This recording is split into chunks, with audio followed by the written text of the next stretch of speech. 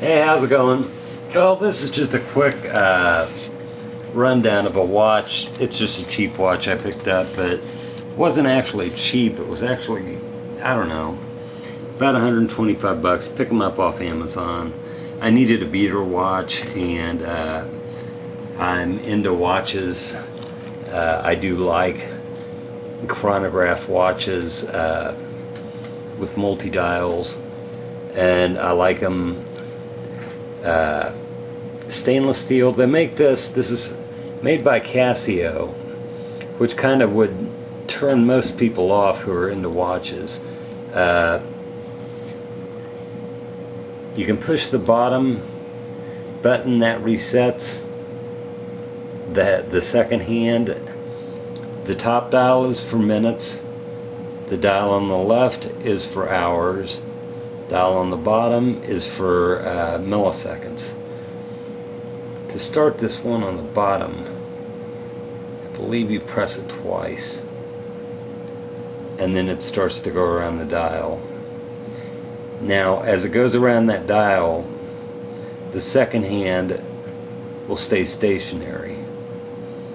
So what this dial does is it actually mimics the second hand sweep second hand, which, actually when it's on your wrist, it's kind of difficult to see this. It's a Casio, it's what it is. And but if you want a watch that you really don't care if you scratch up, if you're going to be doing a lot of work with a watch, something like this isn't bad. It comes with a good stainless steel band. It does have a good clasp on it, and you push these two buttons here to release the clasp. It's not bad. Casio makes decent products. If you're looking for a Swiss watch, this ain't it. It's got Japanese movement. It's battery powered. But one thing that I wasn't too crazy about is the band is held together with pins. Those pins are made by Casio and are very difficult to replace if you need to. But I pretty much know how to work on watches to some extent. So, changing the bands out and doing things like that is no big effort. It's not that big of a deal. The pins do go in. They've got directional. If you've got this and you want to switch over to a different band, you've got directional arrows. Those directional arrows tell which way the pins come out, and you can use a special tool that will allow you to remove the pins without having to monkey around with it too much. These come in, they've got a gold tone face, then they've got one that comes with the gold tone face comes with a leather band. Anyway, I've looked on the web for these, I couldn't find any decent reviews, and this by far, I don't do very good reviews, but I do the best I can. I couldn't find anything that really told a whole lot about it. This left knob will turn the inner bezel here, and this inner bezel is really hard to see. You've got your date. To reset the hands, you push the bottom button. It sets all the hands up. If you want to start that second hand, you push the top, and that will go into action for 30 seconds. Then it stops. But this second hand continues, and the hours and the minutes are recorded on these two dials as the second hand goes around. After 30 seconds, this will stop, as you'll see. The bottom dial will. It's a millisecond. It's more of a stopwatch. they're good. I mean, they're decent watches.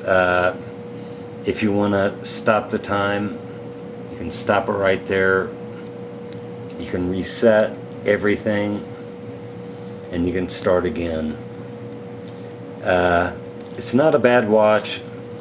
The main reason I bought it was because I needed a beater watch, and this thing ran in right at about 120. So for 120 bucks, to have a nice watch, it's not bad. When you've got to fit it on your wrist, it's a good sized watch. So, you know, if you've got a small wrist, maybe this wouldn't be what you're after. But my wrist is pretty small, and I think it fits all right. But for a Casio, the name Casio makes me cringe, but at the same time, they did a good job on this watch. It's not bad, and for a watch to wear while you're doing stuff and you don't want to have to worry about scratching it or getting it dinged up, this isn't bad. This is a nice watch to have. It's reliable. The glow, luminous, it does have blue luminous output that under direct light it will actually turn the output to blue. I'm going to turn this down. It probably won't show it. No, it won't. But there's hardly any kind of luminescence in here. You've got to put it up right to direct light to have it. But as for a watch for the money, it's not a bad looking watch, and it's not too bad. I think it's pretty good actually. But anyway, that's pretty much it. I just thought I'd do a quick review on it, kind of show you what the hands and the dials do, because actually the owner's manual really doesn't tell you much. But if you've had these kind of watches before, you kind of get the general idea. It doesn't take long to figure this out. It does have a screw-in crown, and you pull it out one notch to set the calendar, and you pull it out to the second notch to set the time, and make sure the stopwatch is not running when you do that, or you'll have to reset it. But reset the reset hands.